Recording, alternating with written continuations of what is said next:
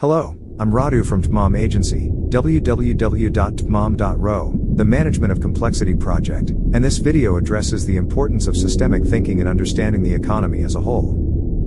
In a holistic view, the economy is seen as a system where all of the different parts are interconnected. This means that when one part of the system changes, it can have an effect on the other parts. The information in this video is based on an original personal view of Thomas Sowell's Basic Economics book, which is a must-read for anyone who wants to understand how the economy works. Economics is about the allocation of resources which have alternative uses. It studies how people use resources to produce and exchange goods and services. It introduces the term scarce or scarcity, which could be defined as the sum of what everyone wants being more significant than the total amount of resources. This means, in reality, there are not enough resources to satisfy what everyone wants. To solve that, it introduces the concept of price, which determines the allocation of resources. Business and individuals seek to purchase those goods and services that they believe offer the best value for money. This leads to some resources becoming underutilized or not utilized at all, as they are not seen as worth the price being asked.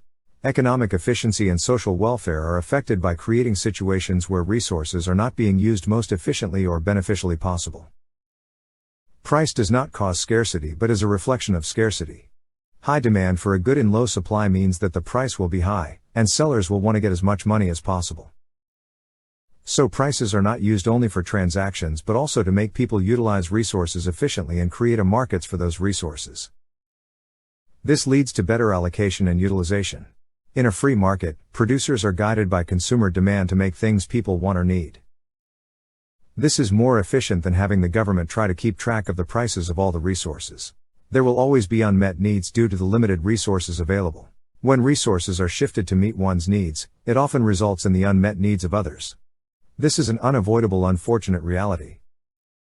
Price control is a highly complicated process which leads to opposite effect than the intent. Many cities have implemented rent control policies to keep housing affordable, which have the opposite effect by making business developers build luxury apartments not subject to rent controls. This increases the cost of living for everyone else, as less affordable housing is available. While rent control policies may seem like a good idea, they often do more harm than good. In a free market, prices are set by the interaction of supply and demand. When the government artificially controls prices, it distorts this process. This can lead to shortages of desired goods, as happened in the United States in the 1970s when there was a government-imposed price ceiling on gasoline. As consumers have no choice but to purchase what is available, producers are getting away with offering lower quality items. Scarcity is when there aren't enough resources to meet demand, but the shortage happens when the price of a good or service cannot meet consumers' demand. This can lead to rationing and black markets. There are various reasons why prices and fees tend to be high in low-income places.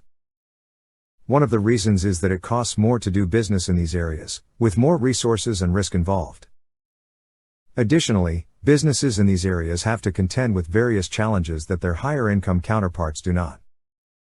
It is essential to remember that businesses are not doing this out of greed but rather out of necessity. Prices are one of the main drivers of production because when they are high, businesses are more likely to produce more to take advantage of the higher prices. When prices are low, businesses are less likely to produce because they are not making as much profit. This can explain many of the price regulation disasters in history. Making things artificially cheap often means resources will be wasted, which has been the case throughout history. The rise and fall of business.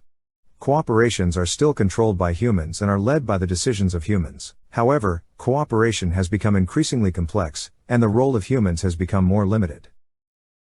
Today cooperations are now controlled by algorithms and other automated processes, which has led to a more efficient and effective way of running cooperations. Still, it has also led to a loss of control for humans. The free market is an essential part of our economy. This washes companies that are not in the trend and can provide better service at lower prices.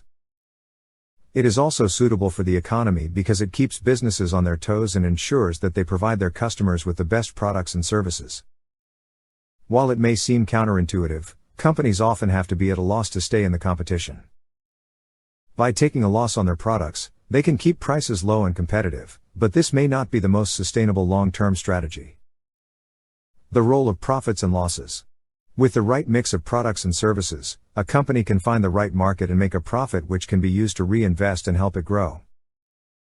Also, profits can be used to pay shareholders dividends, which can give them a return on their investment. When a company becomes too large, it can become challenging to manage and be creative. Creativity may become stifled in a company bogged down in bureaucracy, which can lose touch with its customers and what they want. To avoid this, companies need to be aware of their size and ensure they are still innovative and responsive to their customers. The economy of big companies. In big corporations, ownership and management are often separated, leading to different goals and agendas between the two groups. Cooperation should keep these groups aligned to avoid conflict and maintain a successful business. It is easy for corporations to become monopolies in non-developed countries where entrepreneurship cannot represent a challenge. This could harm consumers since prices would be set at whatever the monopoly wanted. There is no competition to keep prices down, and the monopoly would have no incentive to keep prices reasonable, affecting low-income consumers. A monopoly can be about market share, but only if the company has a commanding share. For example, if a company has 80% of the market, it is a monopoly, but at 50%, it may be unable to keep competitors out. This way, we have regulations and antitrust laws. The inconsistency across laws and regulations can confuse companies trying to operate legally. It is essential for companies to be aware of the laws and regulations that apply to them and to ensure that they comply. Government institutions financed by taxation could establish by legislation as monopolies. Because scarce resources always go to the most efficient use, it is essential to be aware of new technology and how it can be used to improve efficiency and stay ahead of the competition. Productivity and payment. In a market economy, wages are one way to signal the relative value or scarcity of different kinds of labor.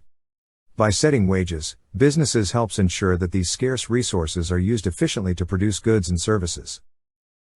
Factors contributing to someone's productivity are found in each person's different work ethics. Some people are just naturally more productive than others.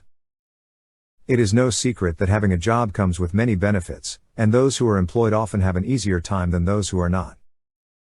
It is essential to remember that not everyone has the same opportunities when finding employment. Others may not have the necessary qualifications or experience.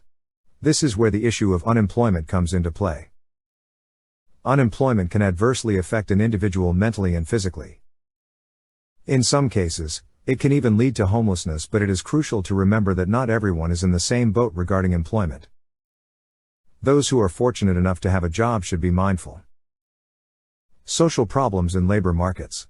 Poverty is not about distribution, but the poor cannot produce enough due to circumstances. The lack of resources and opportunities available means they cannot generate the income needed to escape poverty. In many cases, poverty is perpetuated because the poor lack the education and skills needed to find good jobs. Even when jobs are available, the low wages and poor working conditions make it difficult for the poor to make ends meet. The high cost of living also makes it difficult for the poor to afford necessities.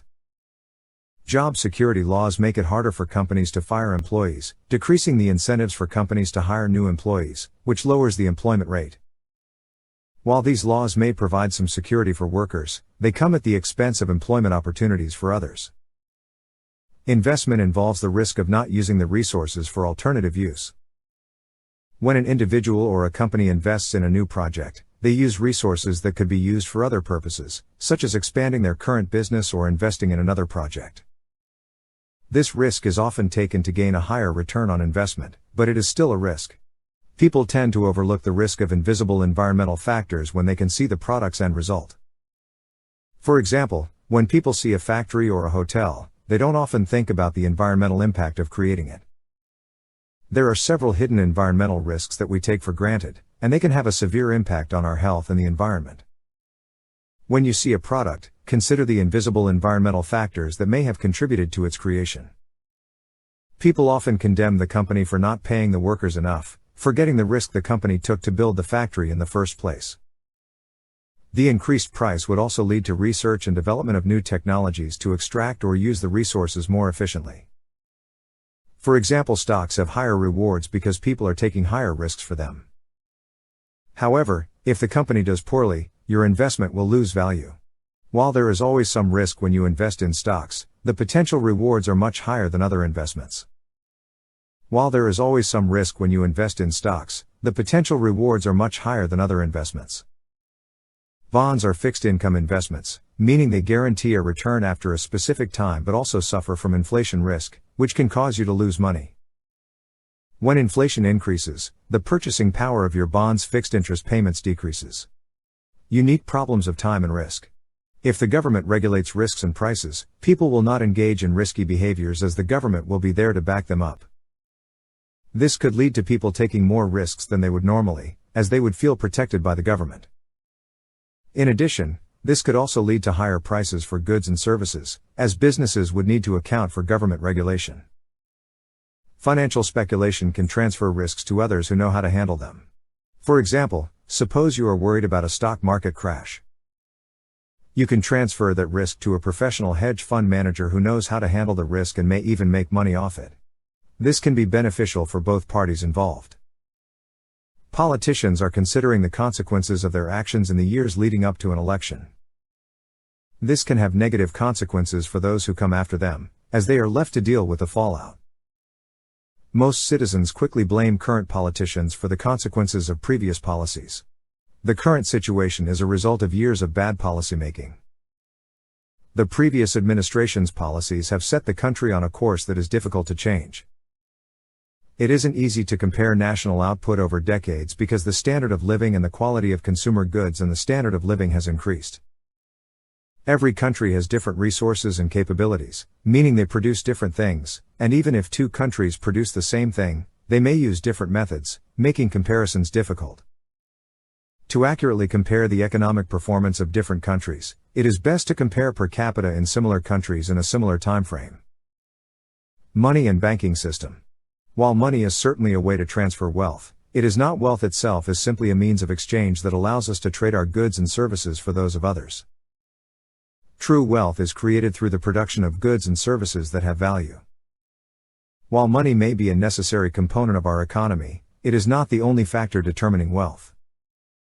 The real wealth of a nation is its people and their ability to create and innovate. Inflation is a problem that can occur when the government prints too much money to pay back debt or when money circulation is too fast.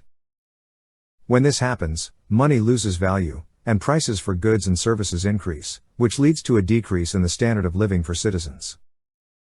Deflation is a decrease in the price of goods and services when money printing is outpaced by the growing output, making debts harder to pay off and people less likely to purchase since the price keeps decreasing.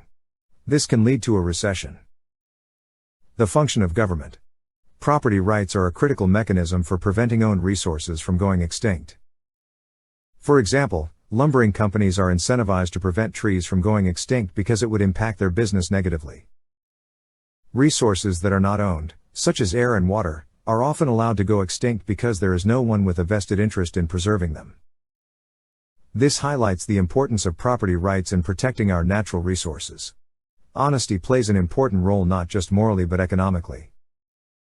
Dishonesty can lead to costly mistakes, errors, and inefficiencies. It can also lead to mistrust and suspicion, damaging relationships and hindering cooperation. In the workplace, honesty is essential for building trust and maintaining morale. Additionally, customers and clients are more likely to do business with companies they perceive as honest. This is also available in politics. In most cases, politicians would do things that win them votes but might hurt the economy in the long run. This could be due to a lack of understanding of complex economic issues, a short-sighted focus on the next election, or simply a desire to pander to special interests.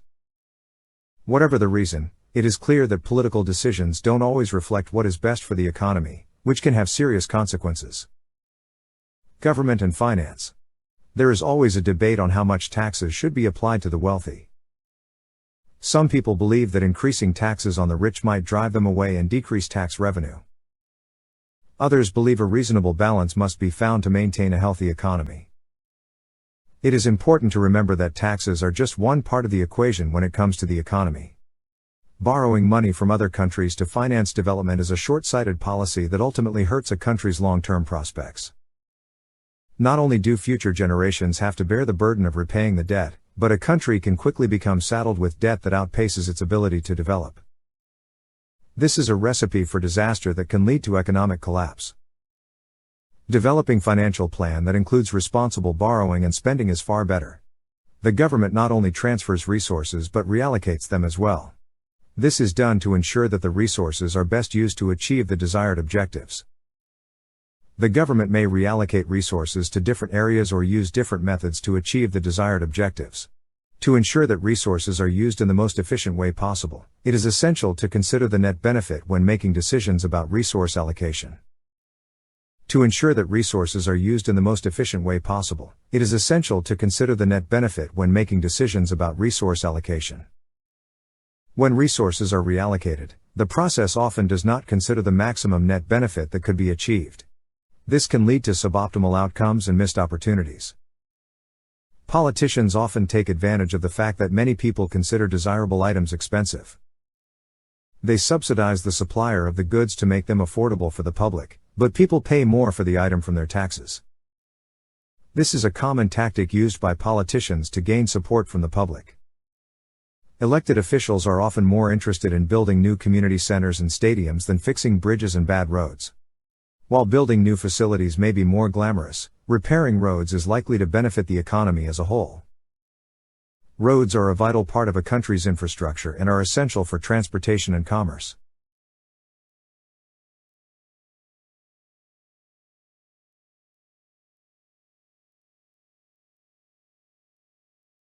If they are in poor condition, it can lead to delays and increased costs. Repairing them is a more efficient use of resources and will ultimately positively impact the economy. Politicians' decisions usually create social problems in the national economy. International trade. To have an absolute advantage over other nations, a nation must be able to produce resources more cheaply than its competitors. This means that the nation must have access to the necessary resources and be able to produce them at a lower cost. The nation must also have the necessary infrastructure and technology to make production more efficient. The term comparative advantage describes the economic benefits arising from a country's ability to produce certain goods and services at a lower opportunity cost than its trading partners. For example, if it takes 2 workers in India to produce 1 unit of cloth, and it takes 3 workers in China to produce the same amount, India has a comparative advantage in the production of cloth. Comparative advantage is the basis for the theory of international trade, which argues that countries should specialize in the production of goods and services. Although raising tariffs and restricting imports may seem like a good idea to protect the economy, it could backfire if other countries take revenge by doing the same thing. This could lead to a decrease in global trade, which would ultimately affect the economy as a whole. Both international trade and investment are win-win propositions. They create wealth and opportunities for both the countries involved. Each country produces the goods and services it is best at producing, and then they trade those for the goods and services that the other country produces. This increases the overall wealth of both countries involved. Foreign investment can help to jumpstart an economy, create jobs, and improve infrastructure. The discussion of whether or not lower wages in poorer countries are exploitative is a complex one because it can be seen as taking advantage of a vulnerable population. There is no easy answer, but it is essential to consider the perspectives of both the workers and the businesses. Lower wages may be exploitative for the workers, as they are not paid a fair wage for their work. However, for businesses, lower wages may be seen as an opportunity to invest in a workforce and help them to grow. Ultimately, it is up to the individual to decide whether or not they believe lower wages in poorer countries are exploitative. It is essential to remember that there are 2 sides to every story and that both parties have the opportunity to benefit from. A strong currency is not always indicative of a good economy. A country with a strong currency may have a robust economy, but other factors are at play. A strong currency may result from various factors, including a strong central bank, a healthy balance of trade, and high foreign investment. International disparities among countries. A country's economy is heavily affected by geography, location, climate, culture, timing, and many factors.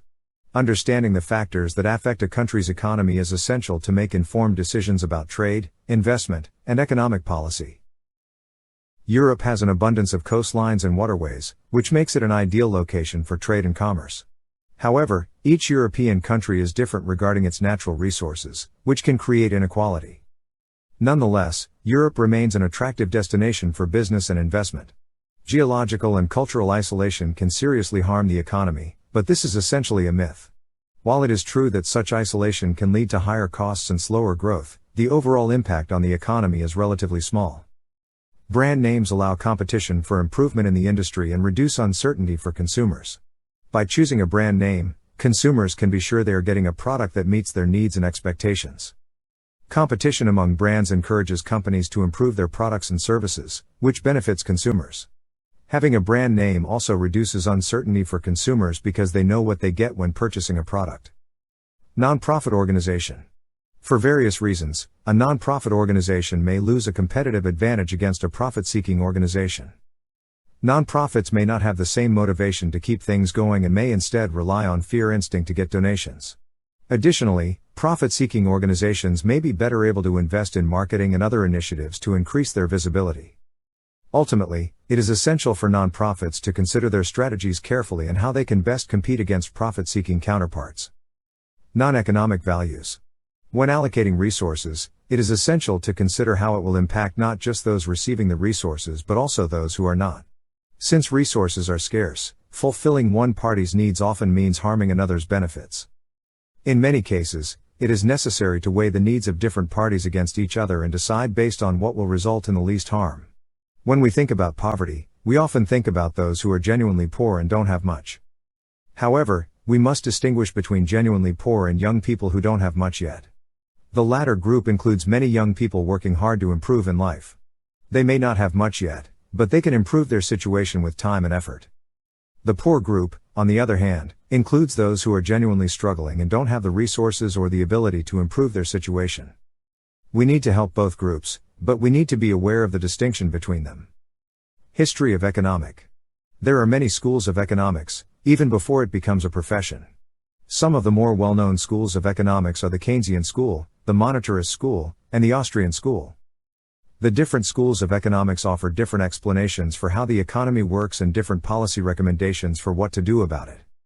Wealth can be for individuals, a nation's well-being, or humanity's general. Therefore, the approaches to obtaining wealth vary. For individuals, wealth may be obtained through personal effort or inheritance. Wealth may be obtained through economic activity, such as trade or production for a nation. For humanity in general, wealth may be obtained through charitable work or the development of new technology. That is to say, when it is constantly changing and evolving. This is not to say that there is no room for individual preferences in the economy. However, these preferences must be secondary to the system's needs. The economy is a living, breathing entity, and it must be allowed to grow and change to stay healthy. An economic fallacy is usually based on oversimplification, confirmation bias, and cherry picking.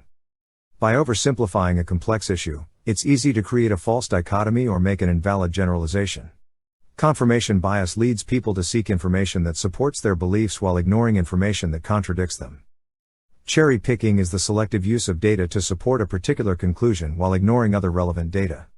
All three of these factors can lead to dangerous and costly economic decisions. It is essential to maintain focus on your own business to achieve success. By ignoring the competition, you will be better able to achieve your objectives. It is often easier for policymakers to focus on the immediate consequences of their decisions rather than the long-term implications. However, ignoring the long-term consequences of policy can lead to severe problems down the road. By failing to consider the long-term effects of their actions, policymakers may inadvertently make decisions that harm the people they are trying to help. This can ultimately erode public trust in the government and make it harder for future policymakers to enact effective policies. This often results in the disadvantaged party feeling resentful and can lead to conflict. To avoid this, it's essential to ensure that all parties involved feel they are being treated fairly. I am Radu from TMOM Agency. Please subscribe to the Management of Complexity YouTube channel, and for holistic services, go on www.tmom.ro.